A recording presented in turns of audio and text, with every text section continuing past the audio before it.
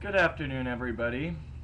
I am pleased to present to you another lesson presented by Magic School 2012 on the web. My name is Daniel Jones, and for the time being, I will be the substitute teacher for Alchemy 1 class for the intermediate magical level.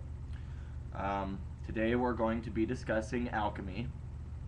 Uh, we're going to basically be discussing what alchemy is in general.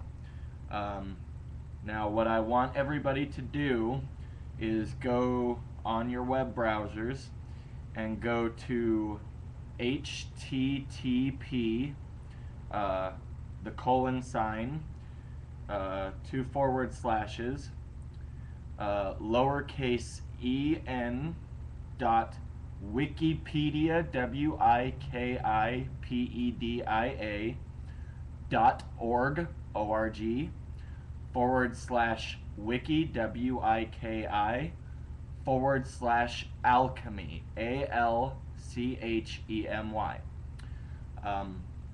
What we're going to be doing today is we are going to be reading this Wikipedia entry wiki for alchemy from the beginning of the page where it says alchemy all the way down to the section where it says alchemy in Greco-Roman Egypt, and we're going to stop at the beginning of that section. So what I'm going to do now is I'm going to go ahead and read that for everybody, and I'd like you all to read along with me if you don't mind.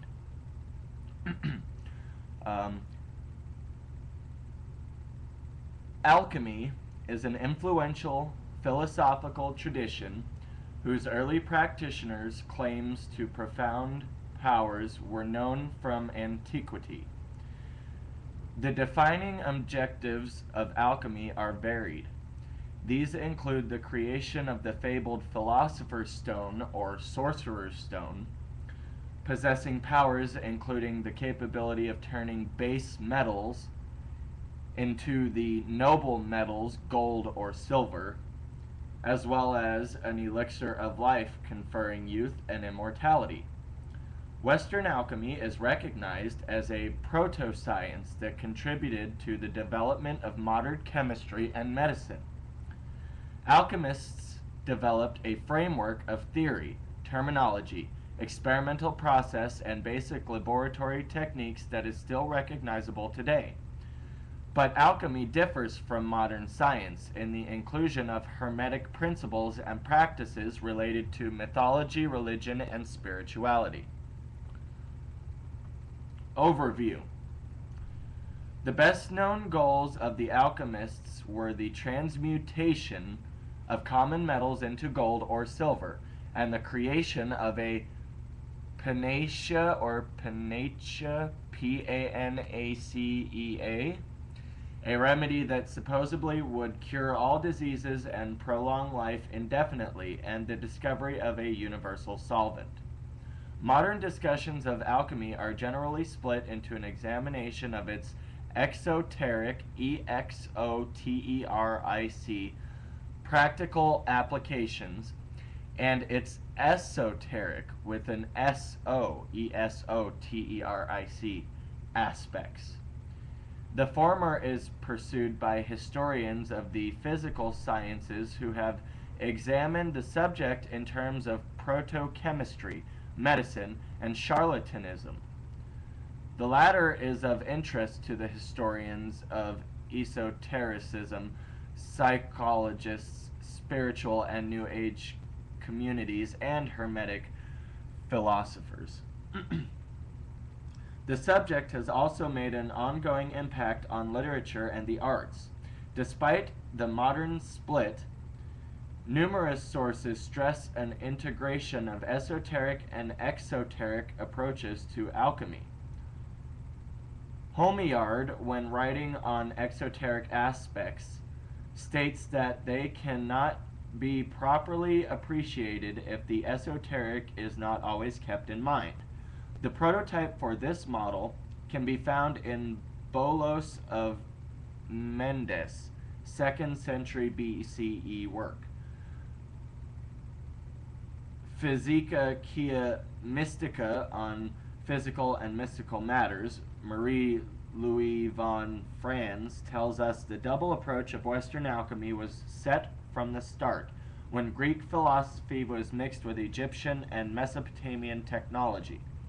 The technological operative approach, which she calls extroverted, and the mystic, contemplative, psychological one, which she calls introverted, are not mutually exclusive, but complementary instead.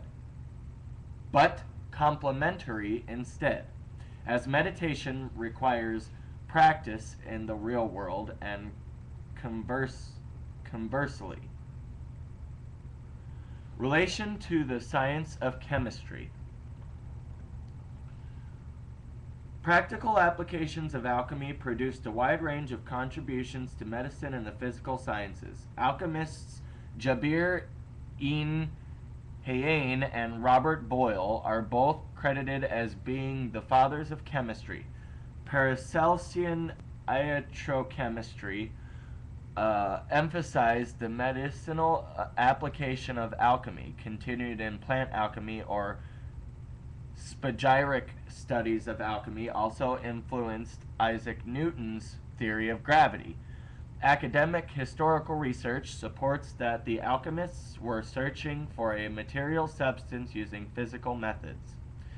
It is a popular belief that alchemists made contributions to the chemical industries of the day: ore testing and refining, metalworking, production of gunpowder, ink, dyes, paints, cosmetics, leather tanning, ceramics, glass manufacture, preparation of extracts, liquors, and so on. It seems that the preparation of aqua vitae, the water of life, was a fairly popular experiment among European alchemists. Alchemists contribute distillation to Western Europe. The attempts of alchemists to arrange information on substances so as to clarify and anticipate the products of their chemical reactions resulted in early conceptions of chemical elements and the first rudimentary periodic tables. They learned how to extract metals from ores and how to compose many types of inorganic acids and bases. During the 17th century, practical alchemy started to evolve into modern chemistry, as it was renamed by Robert Boyle, the father of modern chemistry.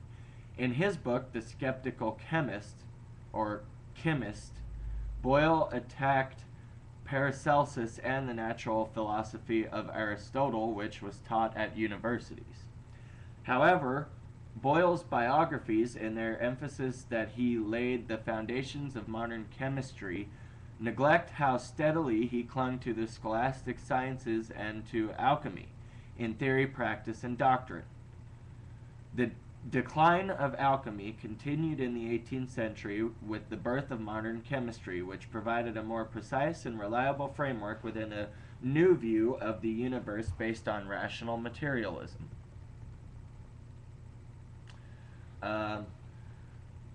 I would like you all to go ahead and read the next section's relation to Hermeticism, etymology, and history on your own. We're going to include those in the homework section. So make sure, again, that you read the sections relation to Hermeticism, etymology, and history on the Wikipedia wiki page for alchemy here as part of your homework. I will be checking to see if everyone has done so. Now, that concludes our reading for the Alchemy Wiki. Thank you, wikipedia.org. Don't forget, everybody, when you finish reading for your homework, stop at the beginning of the Alchemy and Greco-Roman Egypt section. Do not read that part. We are going to be continuing from there in the next lesson. Now, the next thing we're going to be going over is the definitions homework for this lesson.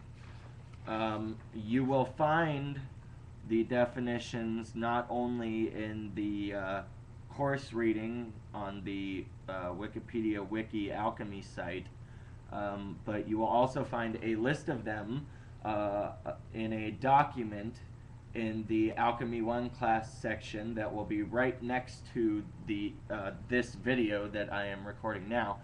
It will be a document that you will be able to click on and download or view. That way you can see an actual list of the definitions in order that I require. Also under that document is going to be a submission form with the list of definition names, and what I want you to do is there are boxes, text boxes under the definitions, and I want you to go ahead and type in the definitions for those words in the text boxes and then submit the homework form. Also in the Alchemy 1 class section there is going to be a homework form for a 5-paragraph report, which we'll go over here in a minute. Now, the 6 words for the definition set number 1 for Alchemy 1 class. Word number 1 is base metal. Word number 2 is proto-science. Word number 3 is transmutation. Word number 4 is panacea or panacea, P-A-N-A-C-E-A. Word number 5 is universal solvent. And word number 6 is charlatanism. Now don't forget, everybody, these definitions, as well as the 5-paragraph report, which I'm about to go over, are going to be due before the airing of next lesson. Now, as for the next bit of homework, I am going to want everybody to go to www.google.com and research famous alchemists. I want everybody to pick one famous alchemist and do a 5-paragraph report on said alchemist. This is going to be handed in by next lesson for a grade. In the report, basically what I want you to do is I want you to introduce him, who he is, what he did throughout history, name 2 or 3 important facts about him, and give a good closing. Don't forget, all of that will be graded. It needs to be handed in by next lesson. Alright, so that is the conclusion for lesson number 1 for Alchemy 1 class. My name is Daniel Jones, and I am the unofficial Minister of Magic with a CK. I have just been ordained through the Universal Life Church, as well as another online church ordination organization. So I am basically claiming the title now of Minister of Magic. Again, that's a CK. I'm also head of site and lead educator at Magic School 2012. If you have any questions about this lesson, you can email me directly at magic_school2012@yahoo.com. Again, that's capital MAGICK underscore capital SCHOOL, the numbers 20, 1, and 2, the @ symbol, the word Yahoo, YAHOO.com. Any questions, email me there. If not, thank you very much, everybody. I will expect your work turned in before the airing of next lesson. I have decided to stretch the lesson posting times out from every Monday to every other Monday, so it will be every 2 weeks in between each lesson for now, at least until we get more students, so just bear with me, everybody. Alright, thank you very much. I hope you all enjoyed the lesson, and make sure you get everything done so it can get graded and you can get moving ahead. Have a good afternoon.